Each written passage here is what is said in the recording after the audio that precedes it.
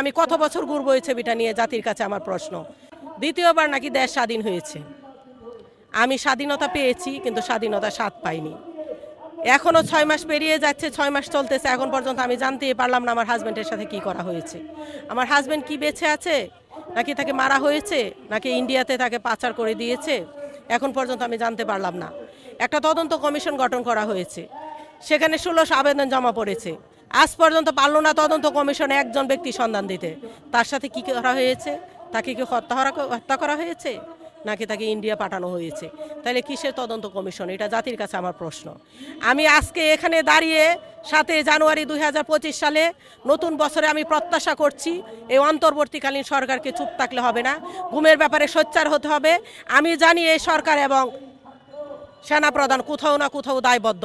তারা ক্ষমতায় টিকে থাকার জন্য গুমটাকে পিছনে ফেলে দিচ্ছে, কিছু আড়াল করার চেষ্টা করছে। আমার কাছে কেন জানি 5 তারিখ থেকে মনে হচ্ছে না হয় এখনও কেন এটা সুরাহা করা হচ্ছে না। আমাদের ব্যাংক অ্যাকাউন্ট জব্দ করা হয়েছে, এই পর্যন্ত ব্যাংক অ্যাকাউন্টের ব্যাপারে এই সরকার কোনো সুরাহা করতে পারলো না। আমি কি আজও বছরের পর বছর এখন আমি বিচারের জন্য আমি প্রতিটা ধারে ধারে আমি ঘুরবো? আমি কত বছর ঘুরবো এই ছবিটা নিয়ে, জাতির কাছে আমার প্রশ্ন। তদন্ত কমিশন আয়নাগরের ব্যাখ্যা দেয়, 8টি আয়নাগর সন্ধান পাওয়া গিয়েছে। আরও তো শত শত আয়নাগর আছে, বর্ডারে আয়নাগর আছে, রাঙ্গামাটিতে আছে, বান্দরবনে আছে। এই পর্যন্ত তো কমিশনকে অথরিটি দেওয়া হয়নি। এখানে কেন তদন্ত কমিশন যেতে পারিনি? এখনও কেন আমি আমার স্বামীর সম্পর্কে সেই সেলগুলোতে আমি সন্ধান করতে পারলো না তদন্ত কমিশন? আমার স্বামী তো সেখানেও থাকতে পারে। তদন্ত কমিশনকে রেজিস্টার দেওয়া হয়েছে, তোমরা এটুকু কাজ করতে পারবা, এর বাইরে কাজ করতে পারবা না। তাহলে এটা একটু বলবেন যে কতদিন আগে আপনার স্বামী গুম হয়েছে এবং সেই দিনকার একটু যদি কাহিনীটা বলতেন, সেই দিন কি হয়েছে? আমার হাজব্যান্ড 2019 সালে জুনের 19 তারিখ, আজ প্রায় 6 বছর গুম হয়েছে। আমার হাজব্যান্ড প্রতিদিন 8টায় অফিসে যায়ও, কিন্তু সেই দিন খুব অফিসে যাচ্ছে না, সোফায় বসতেছে, বাচ্চার সাথে খেলতেছিল। আমি খুব ভাবতেছিলাম যে ও কখনো অফিসে লেট করে যায় না, কোনো দিন না। আমাদের 25 বছর সংসার জীবন, ওর বাবা সবসময় 6টায় উঠে, আর খুবই অ্যাক্টিভ লোক ছিল। কিন্তু আমি ভাবতেছিলাম যে কেন আজকে অফিসে যাইতেছে না, এখানে বসতেছে, সোফায় বসতেছে, বাচ্চার সাথে খেলতেছে, বাচ্চার সাথে দুষ্টামি করতেছে, বাচ্চাকে এটা খাওয়াই দিচ্ছে। কিন্তু ও খুব ডালাভাবে, মানে আমার কাছে মনে হলো যে শরীরটা চলতেছে না। খুব আস্তে করে কাপড় চোপড়গুলা পরলো, দরজার সামনে গেলাম আমি আমার ছেলেটাকে নিয়ে। আমার ছেলেটা তখন 1.5 বছর, 1.25 বছর। আমার বাচ্চাটা বলতেছিল, বাবা আমার জন্য বড় সুইনগাম, ছোট সুইনগাম 1 বস্তা করে নিয়ে আসবেন। আমি বলতেছিলাম যে আমার বাচ্চাটা এত কিছু বলতেছে, তুমি কিছু নিয়ে আইসো। ও বলে গেছে শেষ বলা যে আমি আজকে ওর জন্য ভালো আম নিয়ে আসবো। আমার হাজব্যান্ড খুব আস্তে করে তার বাম পাটা সিঁড়ির মধ্যে ফেলছে। আমার স্পষ্ট মনে আছে ওর জুতা, পায়ের নখটুকু। আমি 6 বছর পর্যন্ত এখনো আমার স্পষ্ট চোখে ভাসে। এই পর্যায়ে আমি খুব দেখলাম যে সে আস্তে আস্তে আস্তে আস্তে নিচে নেমে গেল। কিসের জব করতো একটু যদি বলতেন? আমার হাজব্যান্ড কাঠ ব্যবসায়ী ছিলেন।